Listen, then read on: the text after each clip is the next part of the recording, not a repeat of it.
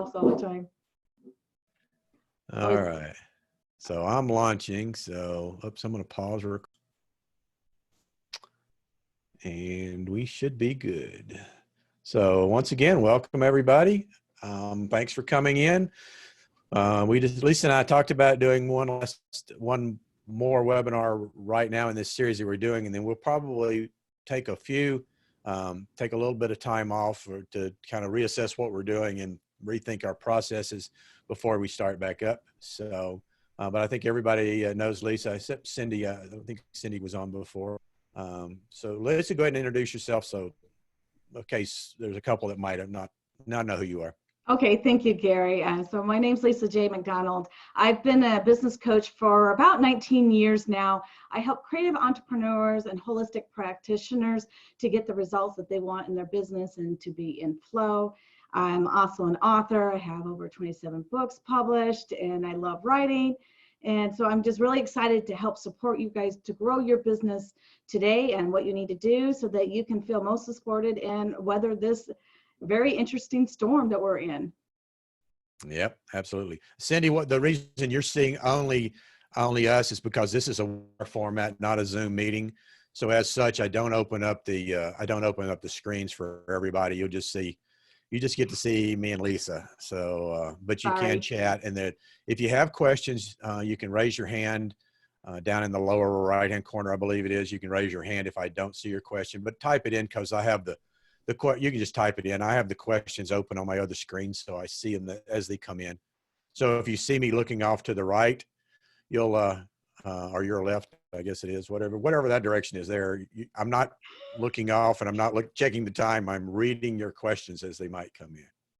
So, okay. So Lisa, you want to go ahead and start? You had some stuff that you want to do. Yeah, we were going to talk a little bit about how to weather the storm and what are some tips that we can look at. So what I did back in 2009 is I interviewed 50 different business owners in 50 different industries. And I started highlighting what they said, what worked for them and what were the biggest mistakes that they saw. And so I really talked to those people who were doing really well and weathered it and looked at what can we glean from that, because success leads clues. Now, the first mistake that they said that they didn't do, but others did, is sabotaging yourself. So at this particular time, it is really, really easy to not really value who you are and what you're bringing, or having the confidence that you can weather the storm, because none of us really know what's going to be coming towards us, how to handle it. And so all the rules have been thrown out. So looking at how can you maintain and be in your power and how can you move forward is one of those really important things to look at. Look at, what is your thinking? How are you navigating this?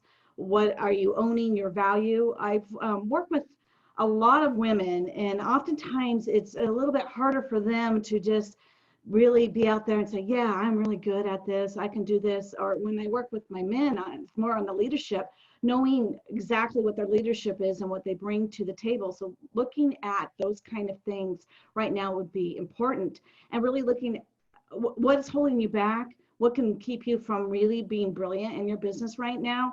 Those are important questions. I was looking at, actually for myself today, if I can get a little personal, at the beginning of this year, I got to go on a trip of a lifetime, and I went to India for 15 days, and I got to really know the people there, got to see some of the landscape, made some really good friends. And what's happening right now in India is just, it's breaking my heart, to be honest. It's just horrific what their people are going through. It's just a lot of really hard things, much worse than it is here. And when I was looking at what's holding me back in my business, it was that just not knowing how to deal with that helplessness of these people that I love and I care about. I have some friends there. That feeling of helplessness and not being able to do anything about it was keeping me back energetically from engaging in my business in the most powerful way. So I spent some time this morning and I navigated, and I decided that I am going to figure out, once this is all over, a group that I'm going to join and help rebuild India when they're out of this mess. Once I had that decision, I felt a lot more free, and All of a sudden, when I was going to strategy, it was a lot easier to come up and get really clear on that. Now, I'm a high sensitive person, so that kind of strategy I needed to do. And I'm pretty much guess that everybody on this call, not everybody is the high sensitive. So looking at what are the other blocks and obstacles? Is it not knowing how to do something? Is it the fear of doing something? Is it keeping yourself too busy that you're not really able to focus on your business? But really look at what is sabotaging you right now and address that. So that's what we're here for, is to help answer any of, if it's a knowledge void, because a lot of times we get stuck if we don't know how to do something. That's why Gary is so wonderful, because we're all going virtual. So knowing the technology skills, it's helpful to have somebody like Gary on your class. But if it's not even knowing what your message is, or how are you going to reposition, all those kind of things are important so that you are presenting your strongest foot forward and you're not doubting yourself as we're going through all of this unknown. Cool. Yeah, it is a challenge. I mean, it is a challenging time. And as I was saying earlier, you know, we choose how we want to do that. I mean, how do we handle that? Do we, you know, do we curl up in a ball and try to stay, you know, kind of in a fetal position until this is over, or do we move forward with what we got to do in business and find this as a wonderful opportunity to move ourselves forward and actually utilize that? So again, that's one of the reasons I've been doing more of these workshops, because you know it's always a challenge to find a time when I could conduct a workshop, because finding a time and finding a place, and then people got to stop, you know, take off. And now it's like, okay, I don't have anything else to do. Let me jump in on there in the webinar, and we'll learn something and use this as a time to grow. So hopefully that's the reason why we're really pushing these, and I'm doing a lot of these as well. So it's a time. Well, and So other people react. Some people go completely frozen, but other people go into panic mode and they start just trying to just jump in and start going, oh, I'm going to do this, I'm going to do that, I'm going to do this, and not sit back and have the strategy. So part of it is really figuring out your personality and how are you responding so that you can be strategic about it, and spending time on where am I blocked, what is working, what isn't working, and knowing your numbers, knowing, okay, if I execute this strategy right now, which one is working the best? So it's just figuring those kind of things out can really make a big difference right now, can make all the world. For some people, the best thing they could possibly do is apply for a loan and make sure that they have some kind of money income coming in, so that they're not in that overwhelming panic that it will eat away at any confidence. So it's being really clear what is the very best next step for you to go forward. cool. Yeah. Okay, so I've got one of the questions. Joseph asked a question here, so I'll go ahead and do that one since that's on the list here. Using social media to enlarge my pool of people to put in the loop. So how do you utilize social media? Well, that's a great question, and it starts with defining your audience. So who is your audience that you're trying to reach? Who is the ideal client for you? So you want to get clear on that, because there are different strategies, different social media strategies to find that audience. So without knowing who they are, what you want to do is try to see, where people that fit your demographic are falling into which platforms. Facebook is still a strong platform from a standpoint of people on there, but from a standpoint of visibility from a business side, you're really challenged, because you do a Facebook business page and you work and you have 100 people that like your page, and you do a post and 3 people see it. So what's the value of that? It's very limited in what it can do because of Facebook's new algorithms and all the changes that they've made. On the other side of that coin, Instagram has become a lot more popular and a lot more powerful from a standpoint of the fact that all of the results posted in Instagram are unfiltered. So as you post, anybody that's following you on Instagram is going to see that post or potentially see the post. So from that standpoint, I'm finding that Instagram is an effective tool for building your brand and getting people to to see you, to recognize who you are, what you're doing, and to start building the name recognition. Um, if you're looking at if you're looking at business people or people that are higher income level, LinkedIn is going to be a source for that. And that's going to be an upcoming class for me as well, because I'm going to, LinkedIn used to be very, very valuable. And then it got, I won't say what I think it really happened to it, but it turned into the evil stepsister, and it sort of got abused, and it sort of got misused by so many people that a lot of folks pulled away from Instagram. But LinkedIn, you mean? yeah, but a couple of years ago, Instagram was bought out by Microsoft, and Microsoft has done a drastic turn, and LinkedIn has come back in a powerful way to be a great tool. But I guess for me, it's hot. I do really well there. Yeah. But I guess the real key, no matter what your audience is going to be, define the audience and see where they are. But if you're, the biggest key is going to be in anything is going to be generating content that people find of value. So you can put out there the short little statements about, here's what I do, blah, blah, blah, cute little memes, cute little graphics. Those are all fine from a brand recognition. But if you want people to engage and get your message through your business page, through your Instagram settings, through whatever it might be, you need to put out something that's value. So that's really the key is creating value content. Lisa, you got something you want to add to that? Yeah, I really do. I think if we were looking at the trends and what's going on right now, globally, everybody's been sent to their rooms, right? We're on a global timeout. It's time to, we've been sent to our rooms. Not everyone, but most people are. And we've had a lot of time to do that. And what happens when people are at home more and they have a lot more downtime is there's time to think. I know a lot of people are getting on Zoom and doing drinking parties and that kind of thing, but there are a good percentage of people who are rethinking their values of their life because they have the time. Is this the business I want to be in? Is this lifestyle I want? What is my message? Who am I? What do I want for the rest of my life? Where, when there's so many people dying, it gets you really reflecting. And because of this, I propose to you that our audience is going to be changing more and is going to have a higher need of having an authentic voice, because they are doing their internal work, whether they want to or not, that when we come back and everybody is back into business, to have your message really land with somebody, you're going to be needing to speak with your own voice, with residency. We're now not wanting to just having somebody who just flat out writes marketing copy for you. You want to be speaking from your voice and why you're motivated in your business. And so that's going to take a little time and effort of really looking at what copy do you have out there? Is your website really reflecting the current shifts and the moves?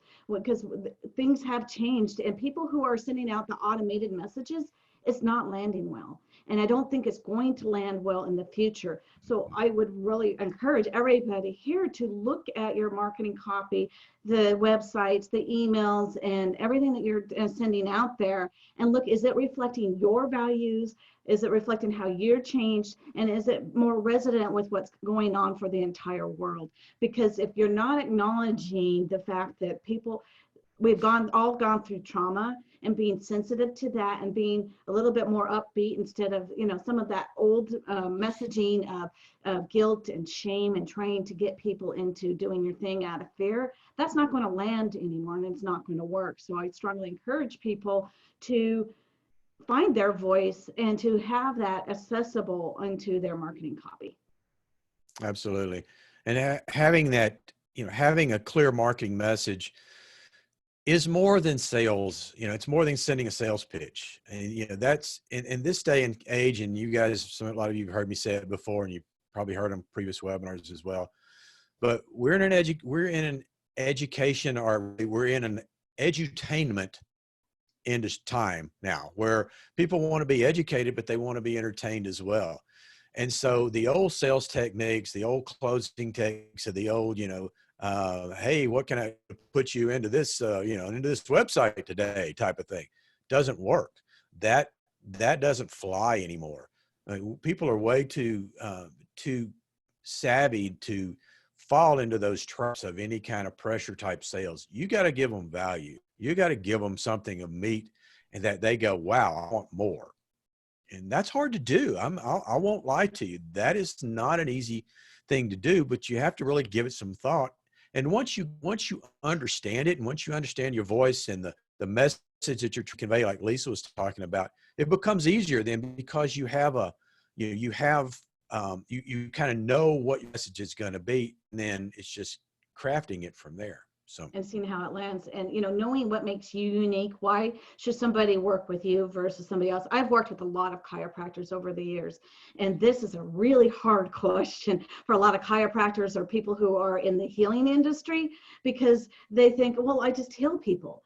But why should somebody go to you versus somebody else? If you can answer that, you can start attracting the right people, because you don't want everybody, even though some people think they do want everybody. You really don't. You want to have your unique ideal clients coming to you, and by doing that, you need to speak in their language and what is their problems, and show your expertise in how you solve a particular individual's kind of problem. And when you do that, and when you land that, you will have more of those clients that are a joy to work with than those clients that give you headaches. absolutely. Okay. So I think another question, and kind of offshoot of the one we just answered, was a little bit more in depth about Instagram. What is Instagram? How does it work? Why is it effective? Why is it a hot property today? Everybody's talking about it right now, Gary. What's Yep. going on there? That and TikTok, but I don't know if TikTok's for business. I have my own reservations on TikTok, and I'll tell you that later if you want to hear it. But Instagram, how many of you are using Instagram? Just for my information. So if you Instagram, just let me know. Pop it in the chat and let me know that you yes or no.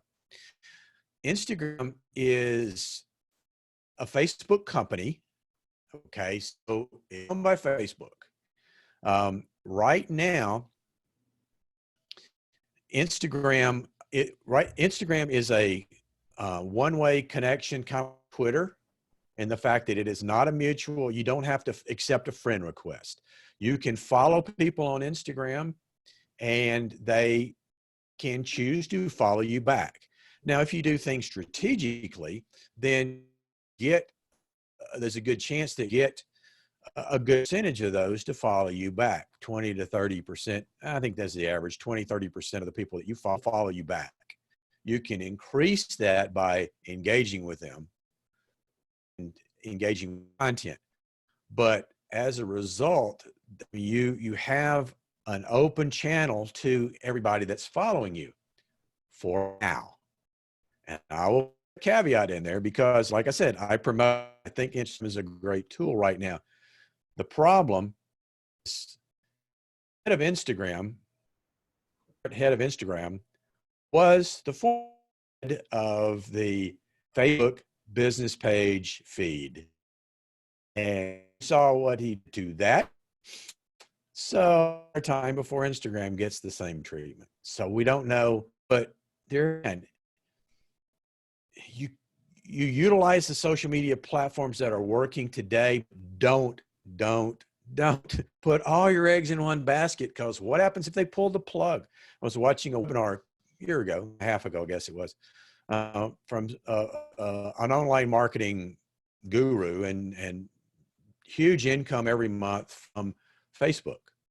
And when Facebook made all the changes, she said within a matter of a week or two, her revenue dropped 70%.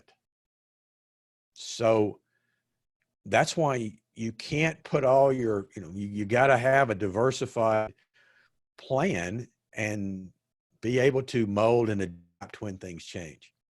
The key component of Instagram, you have two pieces of Instagram. You've got their news feed, which is similar to what Facebook's news feed is. and you've got Instagram stories. And stories have really become a popular a popular segment of Instagram because they show up prominently. They're at the very top of the Instagram news feed. They're the little round circles that you see up there. And as you uh, and a story only lives for 3 days. So your stories, I mean, excuse me, for 24 hours. You're right. The story only lives for 24 hours. So it adds a sense of urgency to that. Yeah, so are we having some internet cutting out? We may be. Yours is going in and out a little bit. It's Facebook. I mean, let's cut off a few things here and see. So while you're looking at that, Gary, I've heard with some of these places, if you can get in there early, it's better. It will be all the advantage. With everything, it's the early adopter advantage. It's always an, but there again, nobody knows about it, so you don't have the crowd there. So, you know, you can be an early adopter and be in there on the front lines, but then if nobody else is hearing there, from you, you kind of want to get them into your newsletter or some other funnel off of there because you don't know when things are going to change. So you want to keep that in mind. Exactly. And yes, I am going to, Cindy, I am going to be doing an Instagram class. I've got some already set up that I've done for realtors, but I will put those in place and let people know, because there's some, once you know the strategies, it works. You can work it pretty simply.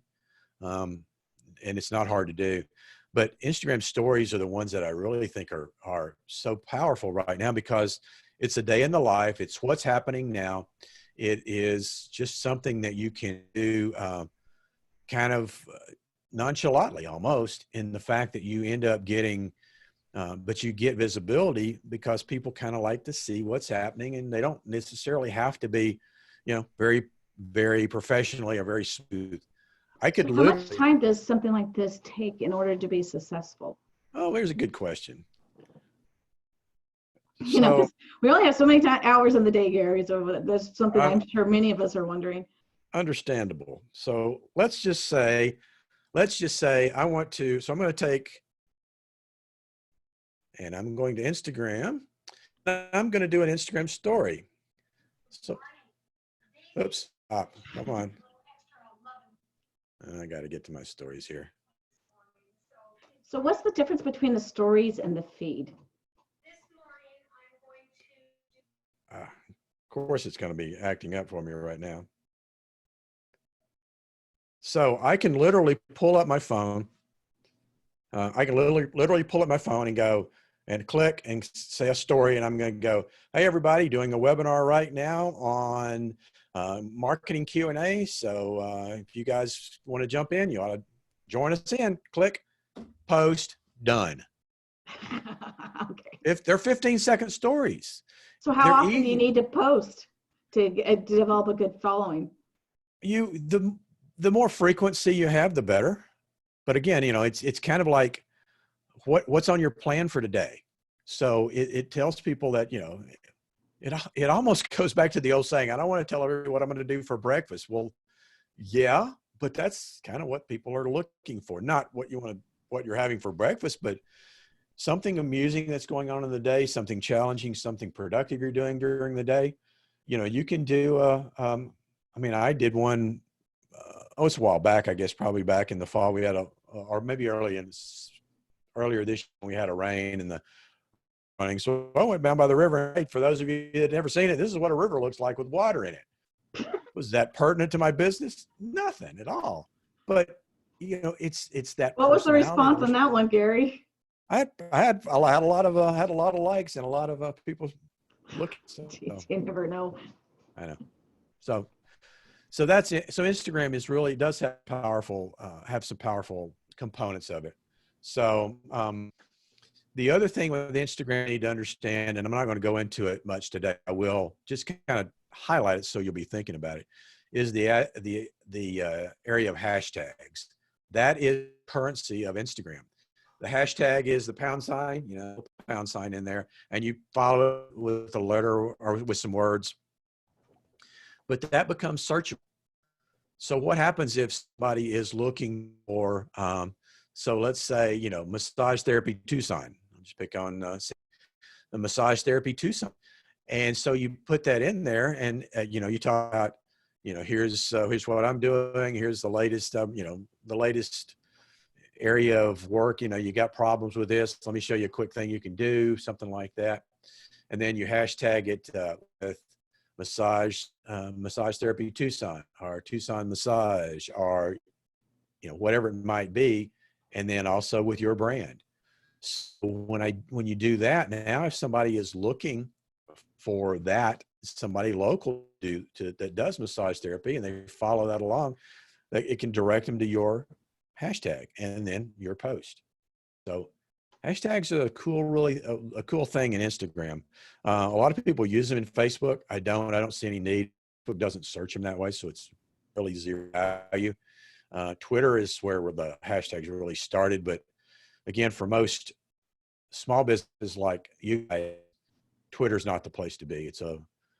Twitter is like walking up to the fire hose, putting your mouth around it, and opening the valve. It's just going to flood you, and you're not going to get anything out of it. So, so what do I mean by hashtag brand? So you use the £, and mine is going to be hashtag 8biz Ninja Marketing, all one word, or it's going to be hashtag Ninja Marketing Dojo, or it's going to be hashtag Step It Up Enterprises, or hashtag Step It Up Queen for Lisa. It's the brand that you're building. So in Candace, in your case, it would be hashtag presence of mind. That's what the hashtags are. So it's a way that it's a way that you start building the brand recognition, so people begin to see posts based on other hashtags, but then they can start following you because they know I'm always going to get that 5-minute motivation or that 5-minute relaxation message from presence of mind. Do you do keywords on the hashtags too? Huh? Do you use keywords on the hashtags? Oh, that's exactly what a hashtag is. I mean, because you're talking about people's business brands, but do you also put in the keywords of what your message is? Yeah, there is a specific strategy, and I'll do that within a specific webinar. But there is a specific strategy. You want to use keywords, your major keywords. You want to also use your brand keywords. So you use specific, you use localized, and then you use brand. So that's kind of what the hashtags are. Like I said, I'll do a webinar on that, and I do a whole webinar on hashtags to show you how those work. So that's a little bit about Instagram. Sort of gives you a little feedback there. So I'll jump in and go into the second mistake that many business owners made back in 2008. And one of them was that they refused to take risks. So those who did better and who fared better were the people who are willing to take risks. And I know right now people are looking for the security for all of that. And I think what's just happened in the real world is we found out that there isn't security. What we thought the way the world was going and what was going, having the traditional job was secure, when many of us entrepreneurs are faring much better through this storm than those who have the big corporate business companies. So you want to look at your risk factor, and are you willing to take some risks right now, because now is the time to see and test and see what's going on. One of my big mentors was Max Simon, and he got taken on and got hired by the Chopra Center down in San Diego. It was a big healing center. And he took their online marketing from $1 million to $10 million in 1 year. And his big model that he taught us to do, it always say was fail faster, fail faster. So in his company, he'd gather all his employees together and said, how did you fail today? Let's celebrate that you took the chance. Let's celebrate that you took a risk. Now, I'm not talking about being really stupid and throwing out all the money out there, but being willing to take some risks and some breaks and just seeing what works. Trying out that Instagram, putting on that camera. I know it's really hard for a lot of us to be seen and to be visual, but right now, if you're not seen and you're not being heard, you're not going to be heard. So, taking the risk and seeing, I might not be able to do it perfectly. And it's okay. Just celebrate the fact that you tried and to take risks, because there's no way that there's no sure answer right now. The only sure way to fail is by not taking a risk. Right. Absolutely. Great tip. And that's the thing I tell people. I did a recent webinar on video and use of video, and one of the things that I think I led off the webinar actually with it was the biggest fear people have is being on camera. That's one of their big fears, because I don't like the way I Public look. I don't speaking, like the way I Gary, sound. public speaking, people rather die. Yep. I know. Rather run out in front of the traffic than try to tackle speaking in public, or like I said, being on camera. The client sent me a video the other day. She said, "Tell me what you think. I hate my voice." I said, "What can we do about it?" I said, "Nothing. It's your voice. I can't change that." I mean, I can. What the professional speakers do is they put rocks in their mouth and they go around and they speak for hours, trying not to have the rocks fall down their throat and to learn how to have a deeper voice. It helps females to get our voices lower because our high pitch is harder for people to hear. So that's what professional speakers do, is they put rocks in their mouth and practice with that. So that's a tip for you, Gary. I've been accused of talking with rocks in my mouth before, but not on purpose. So, It all came right. back in the Greeks. That's what they developed, the Greek philosophers. That's how they Yeah. I became good remember hearing. orators, is by practicing with pronunciating and being able to be heard and understood with speaking with rocks in your mouth. Yep. Okay. So if you guys have any other questions coming up, pop them in. I have a couple more that I want to cover. So one of the things I strongly recommend, and we alluded to it earlier, and the fact that control of your online presence is you only have two things you control, and that is your website and your email list. Everything else is at the whim of LinkedIn is at the whim of whatever Microsoft decides to do. Facebook is at the whim of whatever Zuckerberg and his team decide to do. The sites come and go, the TikToks, the Snapchats, the Vines, shoot all the way back to, what was the first one?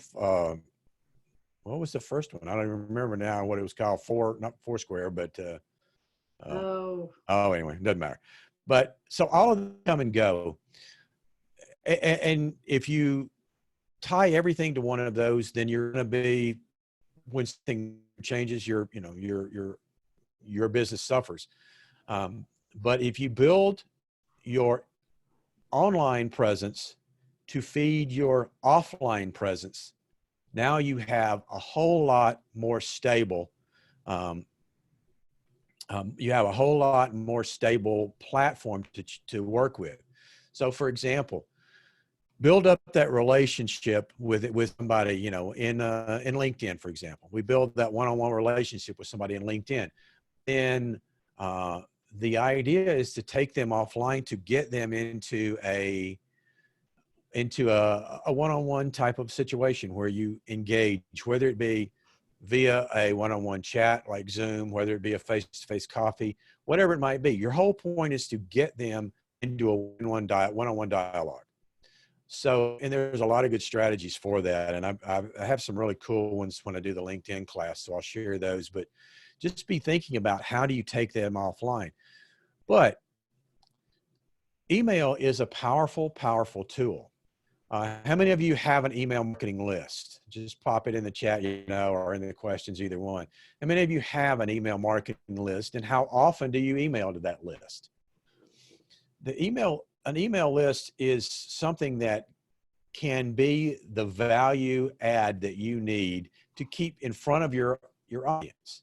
So what happens is, Lisa's been working on hers and cleaning up a massive email list that she's had for a while and it's been sitting there dormant.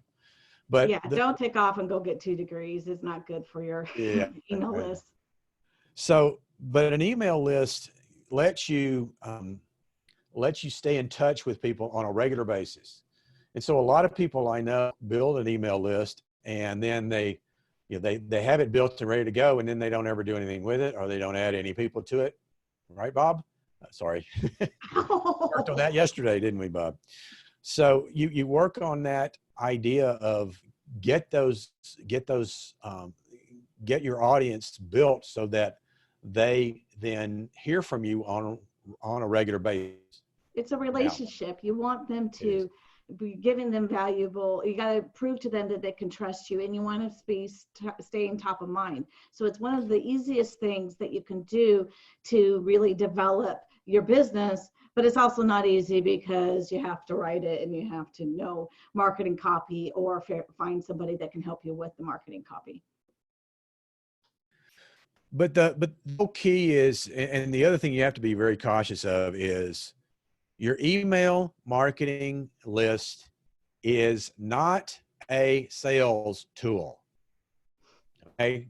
You got to get that point in your head.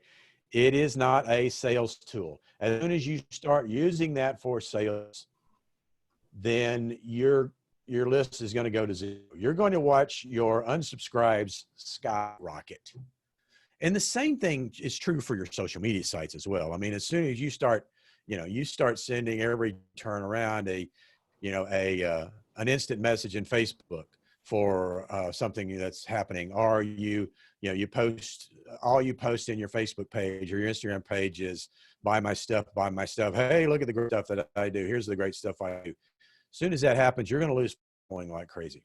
So the email has to be value.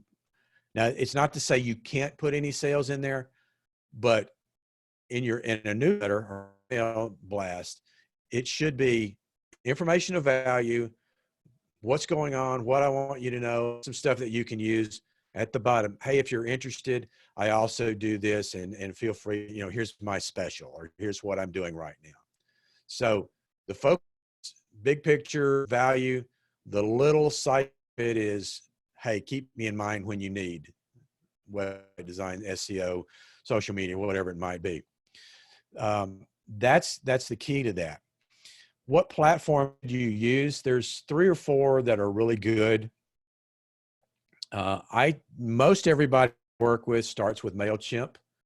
MailChimp is free up to 2,000 emails, and you can send out as often as you want. It's just once you pass the 2,000 subscriber mark, they start dinging you for pretty harsh too. It goes up really fast. It goes. I think it up to 3,000 or 3,500. It's only 20 or 30 bucks. But when you get up in the 6,000-7,000 range, gets up in the $70-$80 a month range. Yeah, but 10,000 gets to 85. But one of the nice things about it is I'm having my 13-year-old help manage my newsletter list because I needed some cleaning up. And within 5 minutes, I taught her, and she's loving helping clean it up, and I'm loving having her do it. So, if it's easy enough that a 13-year-old can do it, you guys can do it. And then I'd have to call Gary on other things because it does get a little confusing. The learning curve is there is a little bit of a learning curve there. So you do have to understand how to use that. But by the same token, it's not difficult once you understand it. And the other thing that's cool about it is once you build your first email template, your email campaign that you're going to send out, and you get the template like you like it, and you have the graphics in there, and you have your header and your logos and that kind of stuff that you build into it. Next one is a piece of cake. I came in a few years ago for a client that I need to send out next week, and it will literally take me about 10 minutes to put that together, because it sends me the copy. I open it up, MailChimp. I copy the copy in there. I put the pictures in that she wants put in there. I insert the link to a video in there that she wants in there, and I schedule it to go out at the time and the day and time that I want to go. And literally, I can do it in 10 minutes. And you can automate too. So if you have a welcome series, you can automate it. The welcome email is one of the most important emails of your entire that you send out, because you're really teaching people who you are, how to interact, and that you can provide value. So you can do a series of 3 to 5 welcome emails and have them all automated. So whenever anybody signs up, they can go through that system. And that's one of the things I love about it, is that when I like to take big blocks of time and just write a whole bunch of emails because I'm in the mode, and then I can get a whole bunch of them there, and just, right now I'm tweaking them to make it sure they're on point because of what's going on in the current situation. You want to make sure you be conscious of that, but you can get a lot of work done automatically and not have to worry about it every single day. Absolutely. And that's the key. And once everything you can automate it so much makes life so much easier. Another email platform I use is Aweber. I've used Aweber for many, many years. I like Aweber because it has probably the most robust autoresponder of anything on the planet. You can schedule out 12 emails, or, you can schedule out emails for a year in advance. And you want to make sure, if you're using something like that, and if you're going to a drip type of a campaign where you're sending information every month, then you want to make sure that that content is what's called evergreen, and the fact that it's good at any point in time. So you don't schedule into an autoresponder a Christmas or a 4th of July email, because it may get the 4th of July email in November, and the Christmas one they may get in March. So because they go based on the time frame that somebody signed up, and so it's in a sequence. So, but you can come up with good information that is value tips and ideas and things that you can share. And then anything you want to do that's specific time related, holiday wise or seasonal, or what's happening, then you send those, as a one-off, not the autoresponder. And those holiday ones, there's a lot of open rates for them if you can make it relevant to what's going on in people's lives during that time. So that they are a really good place to focus and to frame your marketing copy. Right. Absolutely. And then the third one that a lot of people use is Constant Contact. I've used that as well. I liked Constant Contact. I don't have them anymore, but I was paying for 3. I didn't need to pay for 3 after all. But I liked Constant Contact for events. They did a great job if you're doing events and charging for it, because they would actually integrate with PayPal, in which case then I set up, and when I run the event, the money goes to PayPal and it automatically comes into my bank. If you use an Eventbrite type of a scheduling event scheduler, they process the credit card, keep a percentage, and give you the rest of it after the event's over. So I'm not a big Eventbrite fan, although they work well. So anyway, those are some of the social media, the email marketing sites that I recommend. And just so you know, I am putting together a package if you're struggling on marketing copy, where I will help you through the marketing copy. So you don't always have to do it on your own, but it is helpful to have somebody help you to get to your authentic voice. So Joseph's question is recommendations to develop or process to develop my story and to put that story on social media. So I guess maybe I need to clarify and make sure I understand what your question is asking. So are you talking about like building more of a bio, or is this a kind of a longer base of, where your journey and what you've done and where you are? So can you a little While bit we're of waiting for him to answer, I just want to tell him and everybody, pay attention to the stories that you're telling your clients. What are you telling them about other clients? What are, the pain, where somebody was, what did you do to help to fix the problem?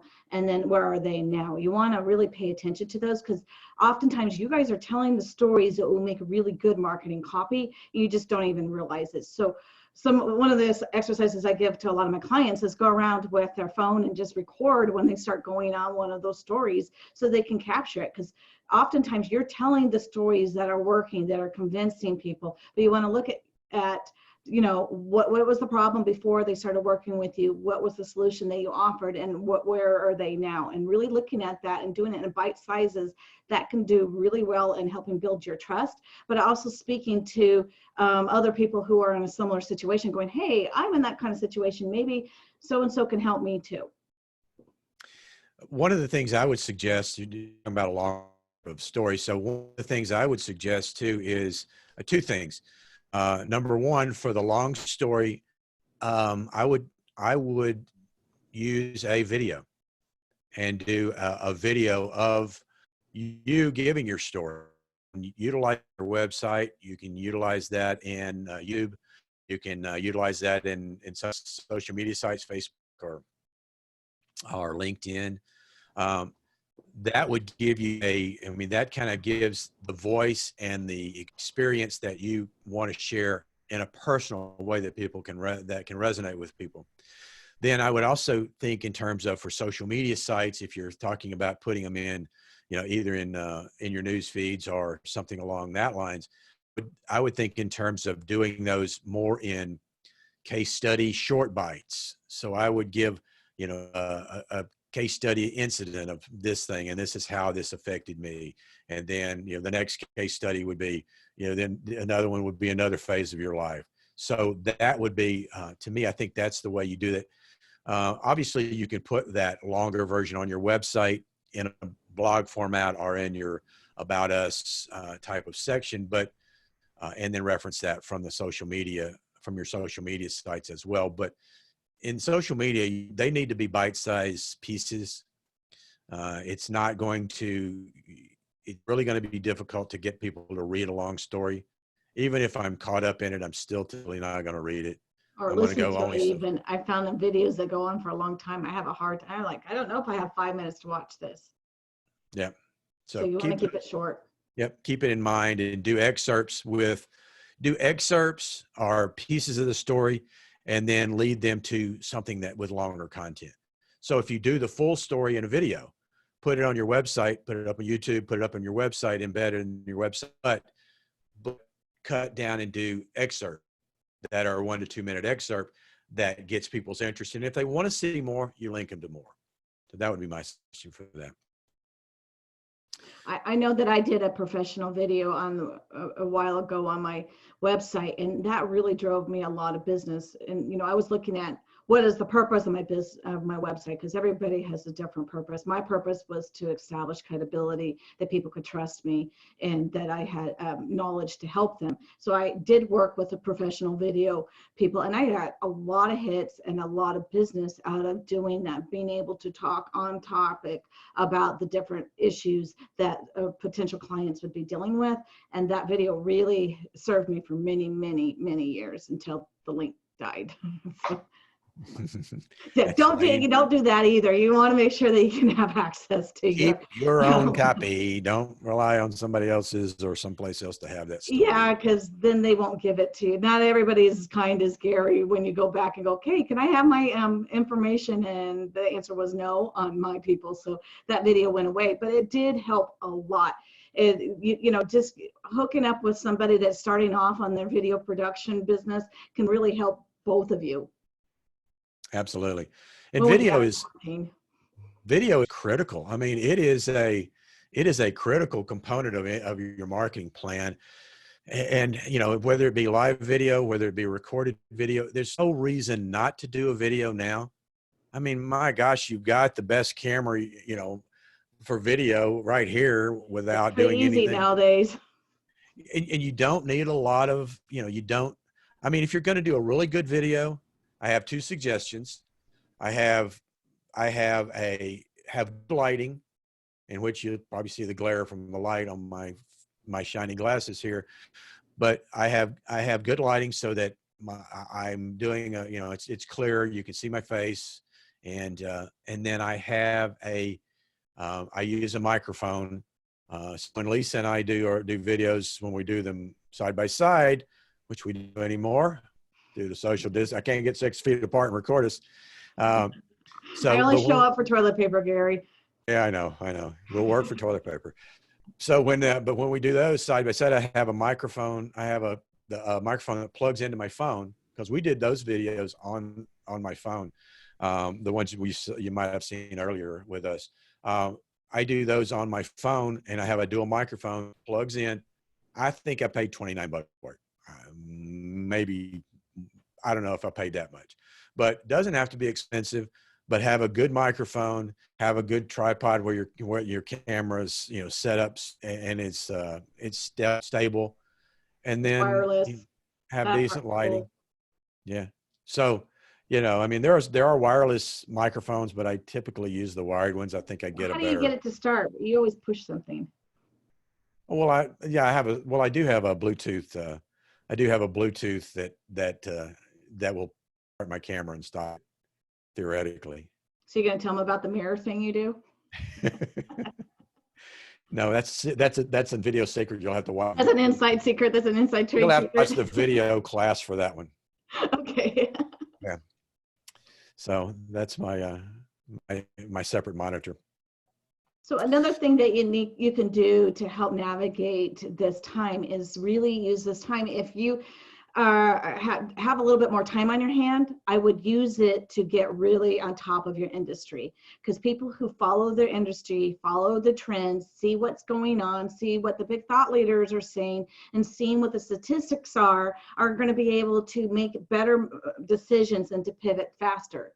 So looking at the research, looking at what's happening and really following the trends can make the biggest difference, because you want to be an early adopter. You're going to be one of the people going, because like what Gary said, Instagram, that's where to go right now. So that's being an early adopter, because Gary's studying his industry. I'm studying, I'm looking at how many people are still wanting to stay at home after this is done. What are companies thinking about it? Is it going to save more money? Where are the trends? Where are people going to be more located? What's going to be going on? So if you do have extra time, I strongly encourage spending an hour a day getting the information, watching the trends, watching the numbers, see what people's behavior is doing. Because when it becomes to social media or to really help recruit people for your business, you want to look at the behaviors and what is that suggesting on how you should be positioning yourself.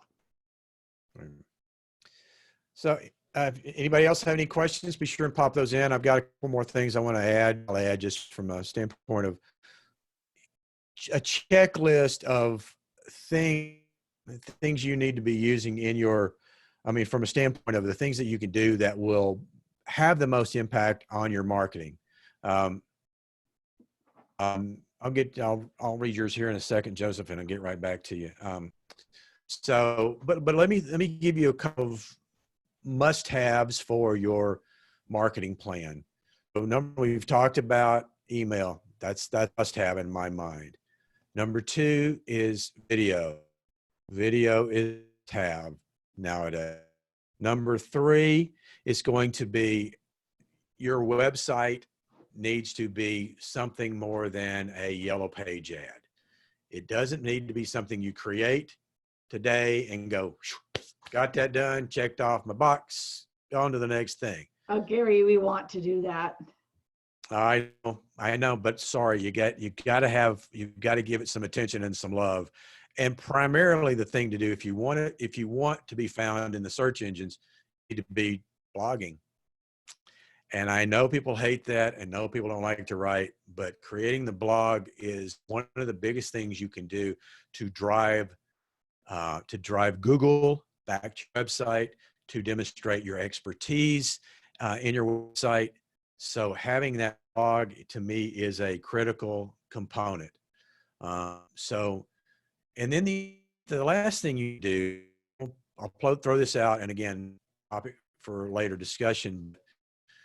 Understand the trends that are happening in search engine optimization today. And the biggest trend that is happening is to voice search.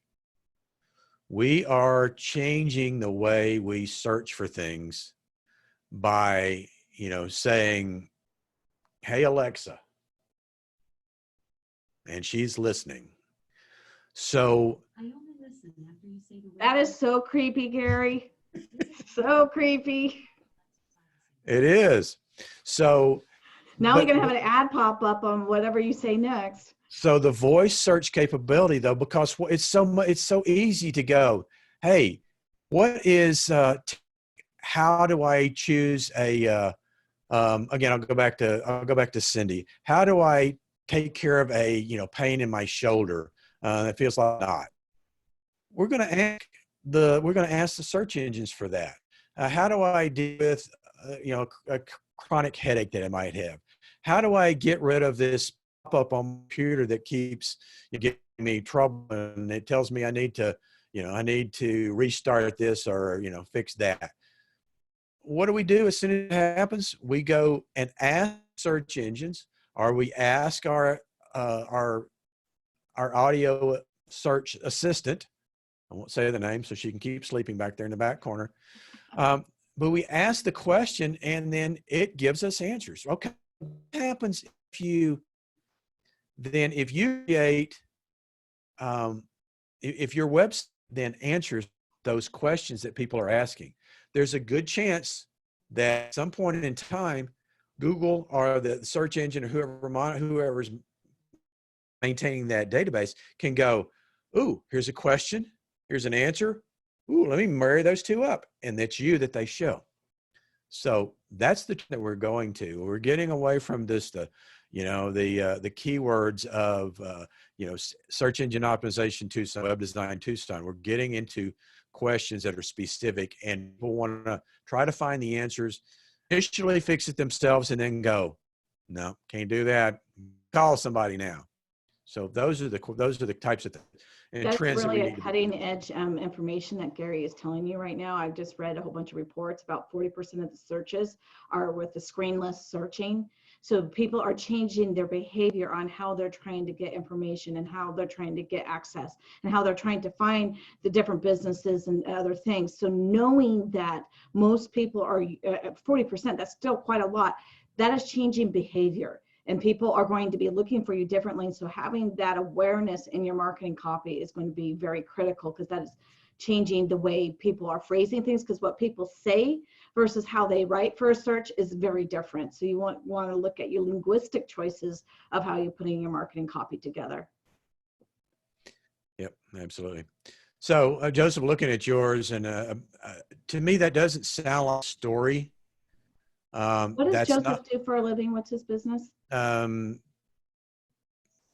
Joseph, I know you're doing you've been teaching transcendental meditation for years, but you also have another business that you're also working with as well. So, but to me, that doesn't sound, I mean, that doesn't sound like a story. That sounds like a lead into a sales pitch. I'm sorry, but that's what it sounds like to me. So you have to be a little more, to me, you've got to be a little more subtle in the way you present that approach.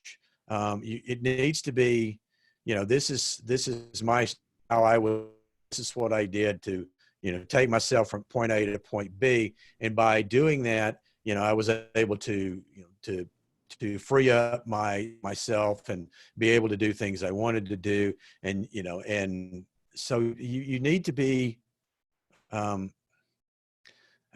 think people kind of tune into the difference between a story that's inspirational and that is, kind of moves people along, to utilizing that in a sales situation. By the way, inspiration is selling right now. People want hope. So if your solution in your business can cause somebody hope, and it can be simple things like, being able to get somebody out of pain temporarily, or different things. Because we have a massage therapist on here. Is that correct, Gary? Yep. Yeah. So if you can give us some tips on how to unkink ourselves until we can get back to our massage therapist, that'd be something that I would really want to know about. And that would be something remembering you, that you were helping me get out of my neck pain while I'm trying to endure not being able to see a massage therapist. That would help develop goodwill. So when I do get out of this quarantine, I can go and begging to be one of the first people to see you, if that makes sense. You're really helping to give information to what your client is, or future clients, what is their pain point right now. Yeah, absolutely. Okay. Lisa, do you have any other questions? We're at 2:00. So do we have any more questions? Is there any? Joseph just posted something. I was trying to see. Yeah, just kind of business that he's working on right now is. Oh, you need to. Yeah, you got to with the healing industry. So people get so caught up in how they fix the problem and not really addressing the language that your potential clients would have. Because you got to remember that once you've become a practitioner, your language has changed. So you want to look for your story of what would be people be saying right currently when they're looking for you, and versus you as a practitioner on how you solve the problem. So you want to be very clear of, if somebody was going to Google you for what a certain pain, you want to get clear on that particular pain point, and then have the story based through that, not on the long-term practitioner things that you would do. Right. It has to be, the whole goal is to have to demonstrate your expertise via the story and examples, inspirational things. Let your stories tell people that you're an expert, and let the stories open the door for them to come to you, as opposed to trying to go to them with a pitch. People So need to feel understood. yep. So And that's what you're doing with the story, is identifying, hey, I get you. I understand what you're going through. Yeah, exactly. Any other questions anybody have? Let's see any more here. Yep, exactly. Speak to the listening. Yeah, you definitely want to speak in a voice and in a message that they resonate with and identify with. If you're talking at them instead of with them, then you've lost the competition. It's plain and simple. It's got to be about them. Yep, it does. Absolutely. Okay. Anything else anybody has that they would like to ask? I got more questions, but I think we've covered a lot of them here. One of the other things I would suggest doing is look for opportunities to get people to write reviews for you on whatever it might be. If you don't have a Google My Business page, and I think most of you should have, if you don't have a Google My Business page, you need that, and you need to encourage people to write reviews. You want testimonials from your customers and clients that is social proof, that tells people, if I say, hey, I'm great, I'm boasting. If 7 people on the webinar say, hey, Gary, that was a great job, and I'm going to post something on your Facebook page or your Google My Business page that says you did a great job, I'm bragging. Otherwise, but when if you can get video testimonials, even the better. Oh, video testimonials would be fabulous. Yes, they're phenomenal. Yeah. So any of you want to tackle a video, that's a good opportunity for it right there. So, alrighty. So thank you guys for attending. We appreciate your time. Hope you got some good information. Lisa and I are still working on our boot camp for later on, probably in the next month or so. We'll probably do some small webinars and some snippets here and there, but and we'll let everybody know when we do, but we are planning on doing a boot camp for businesses that we will take and do a lot of hands-on stuff. So it's going to be, your marketing plan, but yet we're going to walk you through the process and sort of hold you accountable to do the things, because Lisa is big on accountability. Oh, I am. Implementation's all where it's at, Gary. Yep. So, okay. If anybody has any other questions, as always, you know how to contact me. Lisa, tell them how to find you.